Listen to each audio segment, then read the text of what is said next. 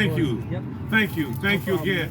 This is Ken McFarland here with a classmate, Garland Campbell. How you doing? Garland Campbell. But before we start anything, I want to just let you know, this is about jazz, but right now we're talking about a legend, a guy whose family meant a lot to Ecorse, meant a whole lot to the community. But not just that, he in his own right is a very acclaimed musician, bass player. But right now we're backdropping with his car. It's a GTO, and he will explain himself and what the car is. But we're talking about music and saxophone and bass players. So Garland, take it away. Well, first of all, it's great to see you again. Great to be reconnected with the McFall family. This family, he's talking about me, but his family, stalwarts in Ecorse, Southwest Detroit, River Rouge area, and Mrs. Georgia McFall and your brother John, great basketball player for our high school, Ecorse High School. It's great to see you in Southern California. I know that you're here for the Super Bowl, but the only thing that really matters is this right here. This is the Big E. Let me see the Big E. Put that Big E. Can you see that Big E? This is the Ecorse. And That's this is Ecorse. class of '79. That's it. Both of us. And the jazz band. Yeah, but as we talk about Ecorse, what growing up in Ecorse, tell me, how did that impact you to make a big impact in this world like you're doing right now? Well, everything that you need to succeed is available to the young people at Ecorse. That community, you and I attended Mount Zion Missionary Baptist Church. Our households were loving households. Our school system, we had principals and superintendents that cared. We had Dr. Johns. We had Dr. Richard Houston.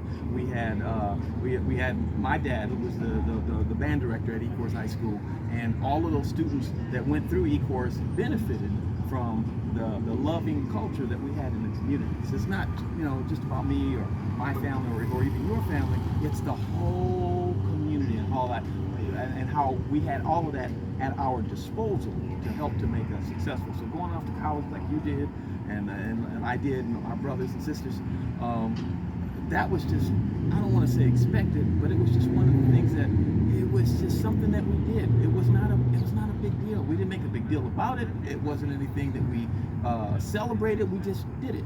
And then after college, it's just go out and get a job. So I tell you, we didn't get a job. But Garland, here's the crazy part about life.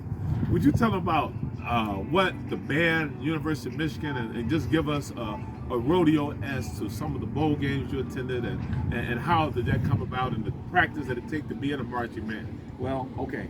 I got to start though by saying that most of the musicians in the Ecorse High School senior high band could have gone to Michigan and been successful. They just chose to do other things. So I'm one of those kids that left Ecorse High and went to University of Michigan and marched the band. But I was prepared for that at Ecorse High School, and marching around our cinder block track in parade formation, and then getting on the football field and doing rank movements for making a block E, with a 76 member band making a block E. And remember, 76 member, right? And he took him to New Orleans. We'll talk about that. That's right. Trips to New Orleans, and learning how to do that. That happened in high school. So when I got to college, I was prepared. I knew exactly what to do. I knew what was expected to me. My father told me. He said, "All right, kid, you were first chair at Ecorse High School, but when you get to Michigan, everybody that you're going to compete against in your audition is going to be a first chair cat from whatever school they went to." And I got there, and there were 17 tenor saxophone players on audition day, and I was just a freshman, so I didn't really exactly know what to expect. And so I sat in the 11th chair, and the whole thing was everybody plays, and when they got to my 11th seat, I played the part, and the whole thing was, don't let anybody pass me and move up ahead of me, because they only kept 12. And so I sat in the 11th chair, and I kept my position, and nobody passed me. After 4 years, where did you end up? So we did 4 bowl games. The first bowl game was the Gator Bowl in '79, and then we did. What city was the Gator Bowl? It's in Jacksonville, Florida. Okay. We lost it to famous Amos Lawrence was the running back at North Carolina, and Lawrence Taylor was their big. Lawrence Taylor, LT. Yeah, he was a big linebacker, and so we lost to them. So then the next year was was we beat Washington in the Rose Bowl, so that was my second bowl game. Third bowl game was the Astro Bluebonnet Bowl. I don't even know if they still have that. That's Houston, Texas, in the Astrodome on the hardest turf I've ever marched on. That stuff was only about a half-inch thick, and it was terrible. I can't imagine playing football on this concrete underneath it. And then the fourth one was a Rose Bowl that we lost against UCLA in the January of 1983. So you saw Anthony Carter. Anthony Carter and I came into U of M at the same time in 1979. He was a friend of my wife's. They lived in the same dorm at South Quad. Did you ever meet him? You meet him? Yeah, I met him a couple of times. I lived in Bursley. What about a good friend of mine that I met, Bubba Paris? What about Bubba Paris? Yeah, Bubba Paris was big number 75. Yeah, I'm a 49er fan, so we was getting close. Big Bubba Paris was he lived at South Quad where my wife Angela lived there. She was my girlfriend at the time. So I got to know him, and Butch Woolfolk was probably the closest friend that I had that was on the football team at that time. Wow. Great running back in New Jersey. So I tell you, as we move and talk about tenor saxophones, because this is my expert, this is my guy. So could you just tell me? I sent you some tenor saxophone players, and we talked about Yusef Lateef, and you was telling me some stories. Would you tell the audience about Yusef? Because some of the kids in Detroit don't even know about it. Okay, Yusef Lateef, great saxophonist and flutist. Known as a jazz guy, but a real heady person, a real cerebral kind of a guy. Kind of like a John Coltrane was a real cerebral kind of a saxophone player. Because you had your King Curtises. King Curtis was a great tenor saxophone player, but he played a lot of R&B. Had a hard, tough edge sound. And someone went to King Curtis one day and said, "Hey, King Curtis, well, why don't you play more jazz? You're a heck of a great jazz player." King Curtis said, "I play R&B because I want to get paid." Okay. So in the jazz world, you can be heady and cerebral, but jazz artists play to small audiences, whereas R&B audiences play that were larger, much larger. I'm sorry, I didn't mean to. No, you keep on. So just in stream of thought, just going back to Yusef Lateef, he was a very, very talented cerebral player. He was in the my father, Alexander Campbell Sr., tenor saxophonist, was in the Jimmy Wilkins Orchestra in circa late 1950s.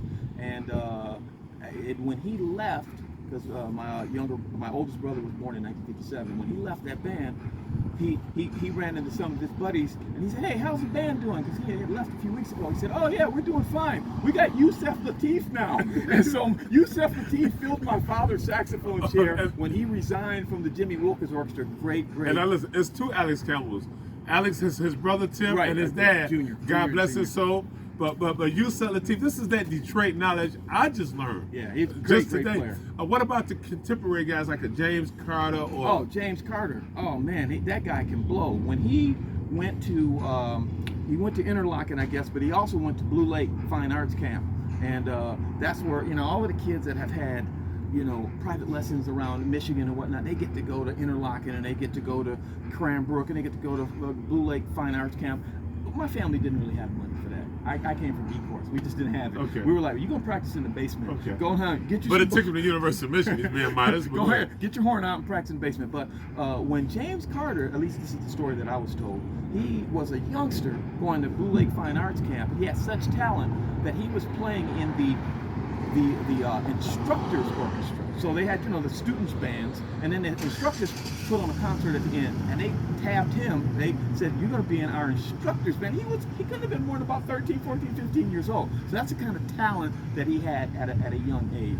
But I haven't met Mr. Carter. He's a great. Well, I tell you, he's a good friend of mine. Let me just ask you. Your father exposed me to Houston person. Oh yeah. And would you explain to the audience? I mean, this is really Garland, Alex, Miss Barbara, and this beautiful car. And look at this car. That's a Pontiac. It came from Pontiac, Michigan. That's 25 miles north on I-75 from where we grew up. And guess what? And I know this because I just read the book. John DeLorean created this car. Yeah, that's the very first DeLorean, to be honest with you. The GTO is the very first. So tell us some of the fine appointments of this vehicle. Well, the whole thing is it's got the tri-power, so you're looking at 3 carburetors rather than just 1 or rather than 2. So it's got, because back in the day, the way to increase horsepower is to add more fuel and to add more air. Well, how can you do that if you only got 1 carburetor? Well, guess what? Add some carburetors. You're going to get more fuel and you're going to get more air. So that's the biggest selling point of this car. The second biggest selling point is that it's the very first original muscle car. So the muscle car started. You got to notice it just popped up. That's right. We'll just keep on. Okay. The muscle cars started when John DeLorean decided to put a large engine into a small car. He picked the Tempest to put that larger engine there. So he took the biggest engine that Pontiac made, which was a 389 at the time, and what wasn't the biggest that they made, but it was in their full-size cars. And they put it in a small car, and that car went really fast. And he said, "We're going to make that." He just gave us some knowledge. So that's a GTO. Two more questions. If I were to ask you right now, who is Garland Campbell's favorite saxophone player outside of yourself? Well, it wouldn't be me. Definitely wouldn't be me. I have three favorites, and I'm gonna go with those three. Grover? Yeah. Well, you're gonna see. Now he's in that list of three for sure. He just said Grover Washington Jr. So you're right on that. He's in my list of three, and also on that list of three is going to be from the Crusaders, Mr. Wilton Felder. It's just a great, recently departed tenor saxophonist, and that third slot can be filled by a lot of different people, but I'm going to go today with Dexter Gordon. I got exposed to his music in 1979, right about the time we were graduating. When he left, I think it was Copenhagen. He came back to America, and I put on a record. I bought a record that he made. It was called Homecoming. It was this. When he came back, he did a set at the Village Gate or the Village Vanguard, one of those places in New York City, and it was well received. And I said, man, this guy can really blow. And I never heard of him, and I still listen to his music to this day. I tell you what, listen, click, share, as well as subscribe. Garland, as we close out this segment, what is the message you want to give to the University of Michigan, Ecorse people, and just people who have not heard from you like me in many years? What would you tell them right now? Oh, that's a big question. I'm going to say be true to yourself. Always do what you feel is the right thing, and for me, that's listening to the Holy Spirit. Because I'm a Christian man, and that's the way our parents taught us. So for me, I have to listen to the Holy Spirit, and that grounds me and keeps me centered. And then everything else is great. What about the pictures and what they have done to the academic wing down at Ecorse High School? We put that in, big mural. What does that mean to your family? Okay, we were enthralled. We were just ecstatic to find out that the city of Ecorse